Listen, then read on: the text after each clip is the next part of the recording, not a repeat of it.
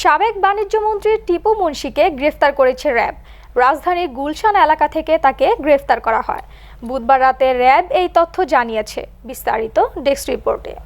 2018 এর নির্বাচনে জিতে আওয়ামী লীগ সরকার গঠন করলে সে সরকারের বাণিজ্যমন্ত্রী হিসেবে দায়িত্ব পালন করছিলেন টিপু মুনশি।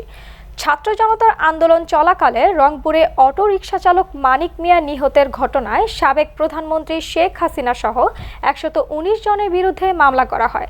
সেই মামলার আসামি টিপু মুনশি। তবে কোন মামলায় টিপু মুনশিকে গ্রেফতার করা হয়েছে তা তাৎক্ষণিকভাবে জানা যায়নি। গত 22শে আগস্ট টিপু মুনশি ও তার পরিবারের সদস্যদের ব্যাংক হিসাব স্থগিত করে বাংলাদেশ ফাইন্যান্সিয়াল ইন্টেলিজেন্স ইউনিট। সেই সঙ্গে তাদের মালিকানাধীন ব্যবসা প্রতিষ্ঠানের ব্যাংক হিসাবের লেনদেনও স্থগিত করা হয়।